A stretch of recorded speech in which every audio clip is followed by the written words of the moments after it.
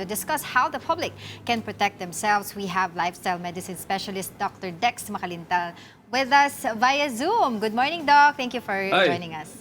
good morning sa inyong dalawa. Kamusta na kayo?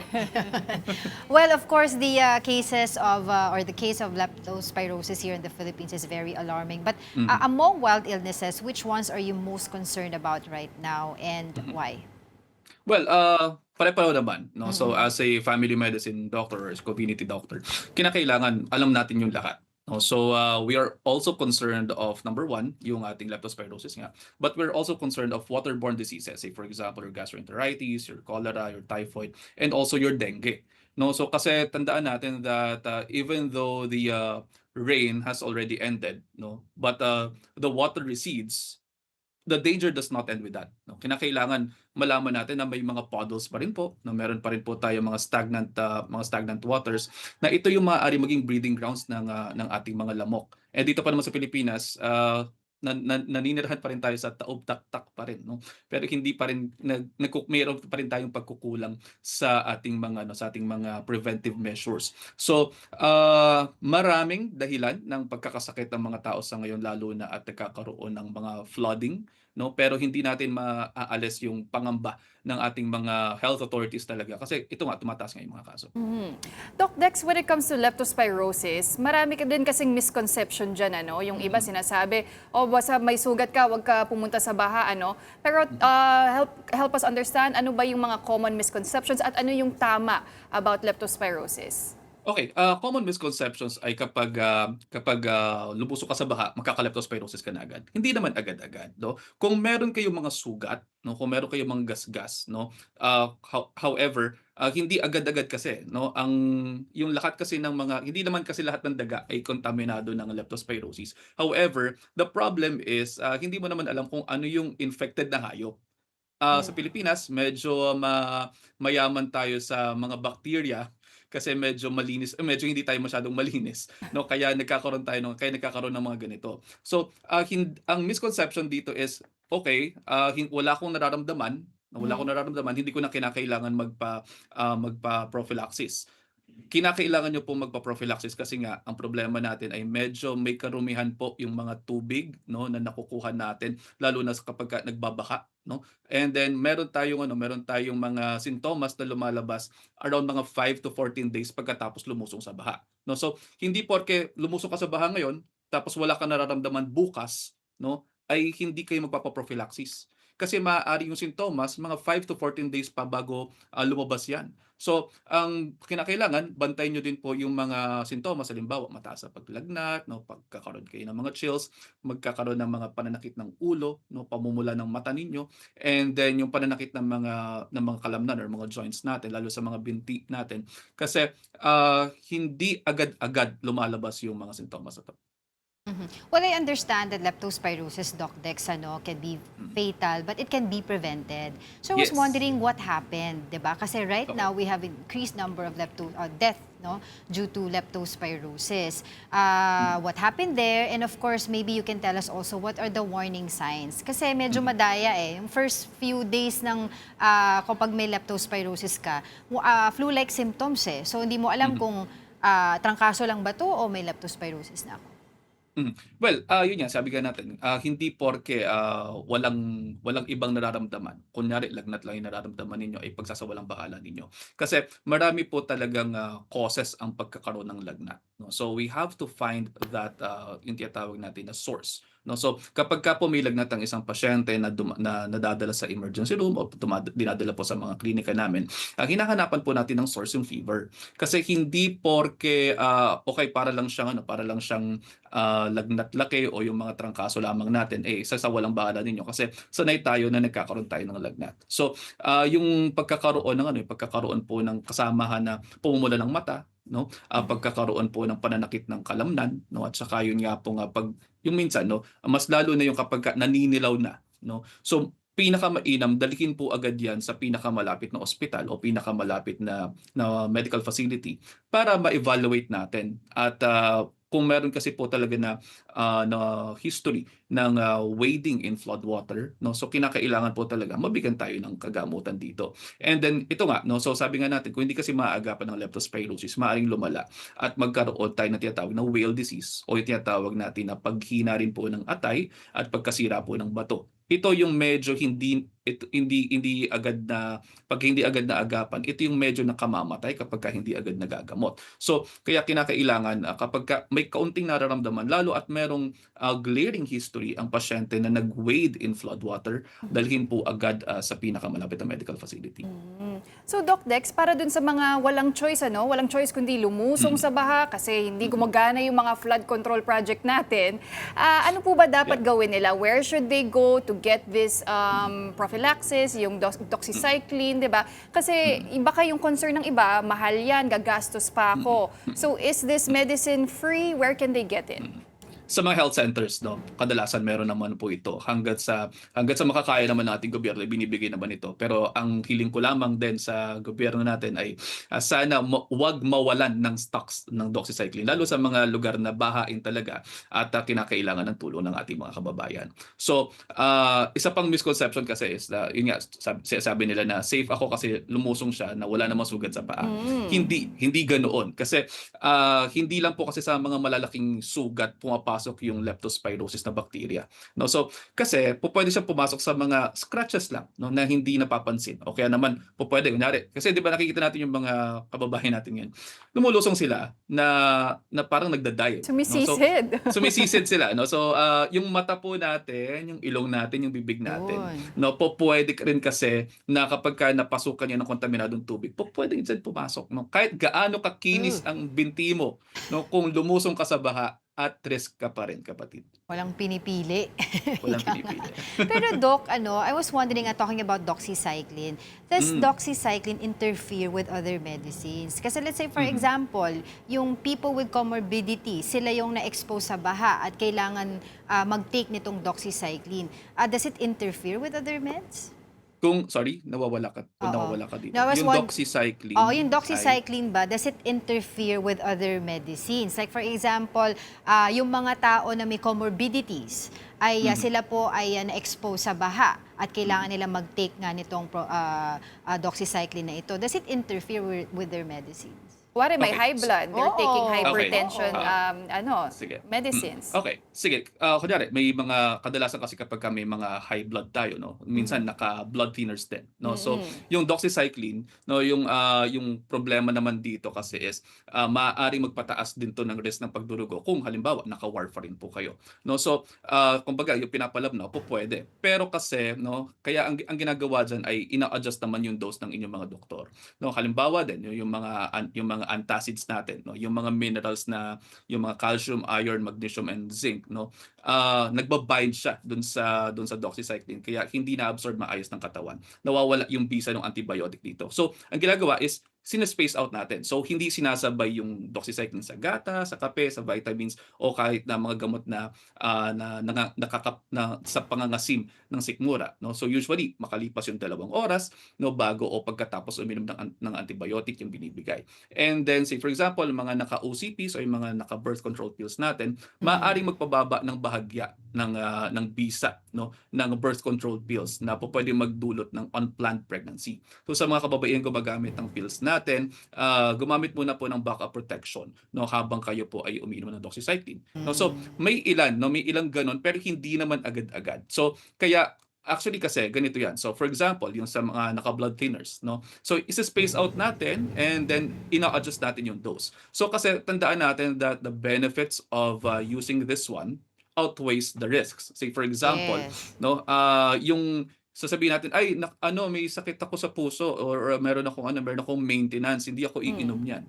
Pero hindi ka nga uminom, no? Nailigtas mo nga yung sarili mo doon sa konting bleeding, no? Na bagay na pwede naman nating ma-prevent. Pero ang kwento naman ay nagkaroon ka naman ng hepatorenal syndrome o yung whale disease na maaari mong ikamatay.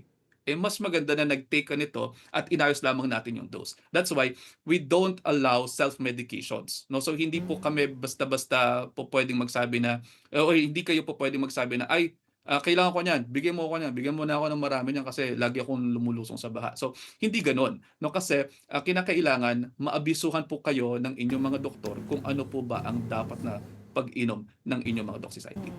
So at the end of the day, kailangan din talaga mag-consult agad, Doc, ano? Madali lang naman yan. Pwede naman sila mag-message kay Doc Dex sa social media. I'm sure sasagot po May kayo. Facebook page yan. Kaagad, oo.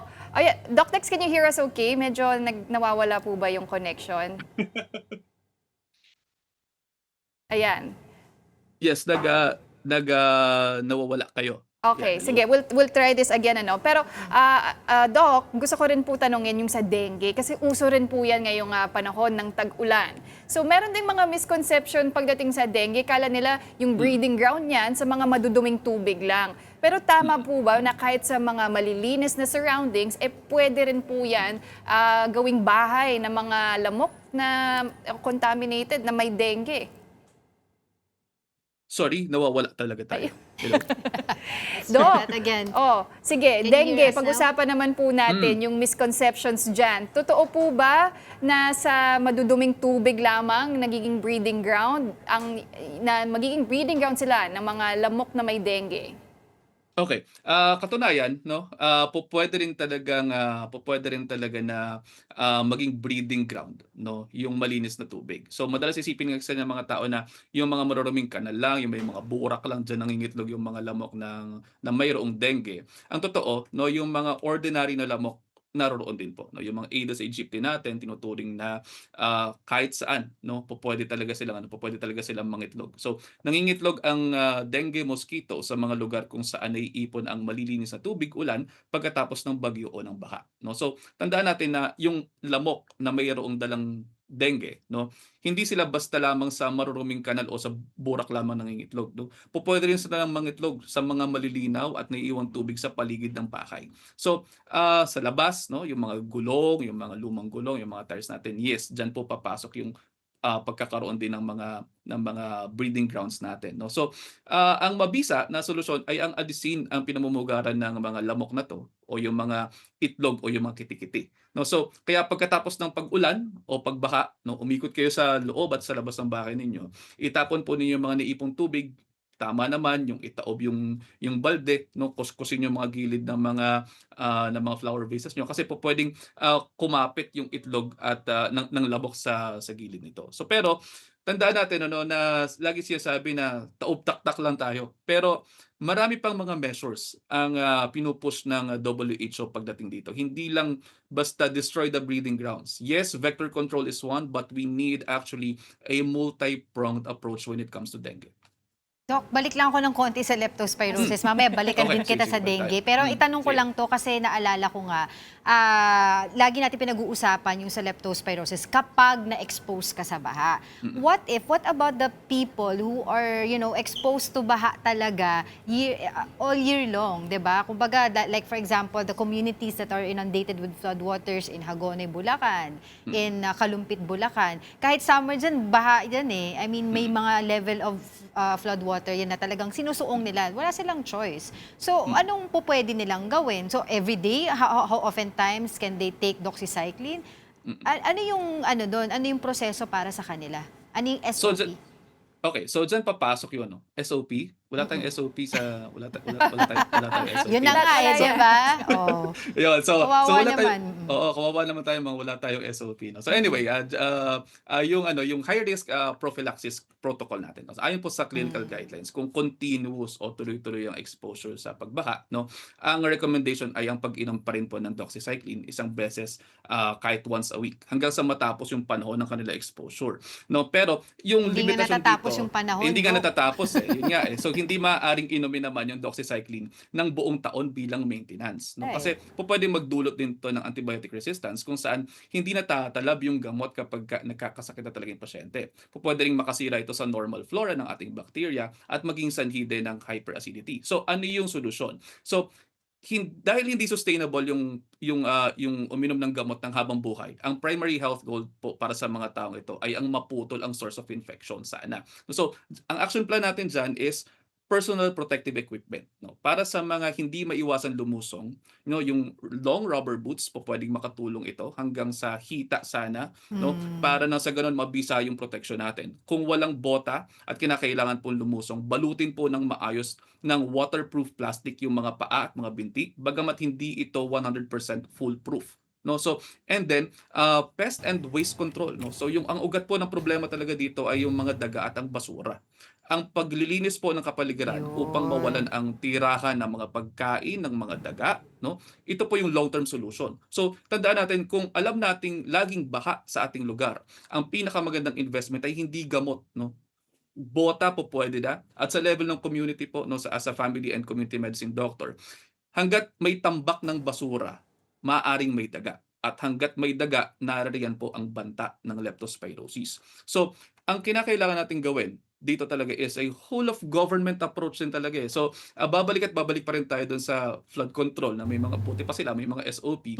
Kaya nilalagyan din natin to ng tamang SOP sa komunidad. No? So, maglinis po tayo. Hindi po pwedeng iasa lang natin sa gobyerno no na nagagalingan nila. So kahit tayo muna po yung kahit tayo muna po yung maging magaling sa panahon na to at ayusin po natin yung ating kapaligiran kasi this is as much as we can do for now. So konting tiis mga kababayan, we really hope that help is coming na maging maayos na po yung mundo natin yung ating bayan lalo Oo, dito. Dok, kasi nasa atin na naman yung burden. Tayo na naman Yes, mag-a-adjust, oo. tayo maghahanap ng solusyon dito, tayo yung magsusot ng bota, di ba? Pero dapat sila yung nag-a-act kasi sasabihin na naman, itong mga Pilipino, napaka-resilient. Sasabihin na lang nila, hindi, ang galing nyo, resilient naman kayo dyan. Pwede ba ilipat At saka yung yun nga baha, yung baha dun sa bahay nila? Oh, yun na nga. Alam mo yun yung medyo nakakasakit ng loob kasi tayo, yes, we are resilient, pero ginagamit itong mga politikong ito yung pagiging resilient ng mga Pilipino na magkaroon ng okay, sige, resilient naman sila, magnakaw pa tayo, gawin pa natin to. Hindi dapat ganoon eh. Dapat tayo ngayon tandaan natin that even though this is health, no? Ako po bilang doktor, no? Nakikita natin yung epekto sa mga kababayan natin health-wise eh. So, tandaan po natin na yung health ay meron po tayong social determinants din yan. At kasama po dyan ang poverty and politics. So, kaya I implored, no, so yung lahat ng mga nanonood sa atin, yung mga kapatid natin nanonood sa atin ngayon dito sa One News, dito sa Morning Matters, at sa lahat ng mga shows natin sa TV5, One News, One PH. Bumoto po kayo ng mabuti. Bumoto po kayo ng maayos. Actually, dumating na sa punto, alam mo Angela Pawi. Doc Dex. Dumating na sa punto, no, dumating na sa punto na sa ER minsan, no, sa sobrang dami ng problema ngayon. Sa ER nung dito duty ako, sa sobrang hirap ng dinadanas natin doon. No, at nakikita natin yung hirap ng mga Pilipino, bunsod nga nito mga flood control projects, bunsod ng korupsyon. Natatanong na namin, sino po bang binoto ninyong mga senador at mga kongresista dito sa lugar na to? So, dumating na kami sa ganun. Oo. Kasi kumbaga red alert na ang mga ospital, especially in Manila. Ibig sabihin, nagkakaubusan na talaga ng mga kama, di ba, para sa mga pasyente. Pero kung ikaw ay may comorbidity, di ba, ikaw ba ay mas madaling matamaan ng leptospirosis? Walang pinipili ang leptospirosis, comorbids man o wala, basta't kayo po ay definitely no na yung may mga comorbidities mas maraming po pwedeng complications, no. Pero I don't want the people to have a misconception na kapag may comorbidity ka lang matatamaan, no. So kasi sa age ng social media, we're live on Facebook. Sa age ng social media, kapag kasi sinabi mong okay, ito yung mas mataas yung chance, nakikita nila na kapag wala kang ganitong sakit ay hindi ka na magkakaroon. So Mas malakas ako, ganun. yes, so this is the problem of absolutes. So kaya lagi natin sinasabi, hindi porke malakas-lakas ang immune system mo sa ngayon ay okay na yan. Pwedeng mag-falter yan anytime, no? Magkaroon ka lang ng konting problema, pwedeng magkaroon yan ng residual effects in the long run, at pwede kayong tamaan ng kahit na anumang infectious diseases.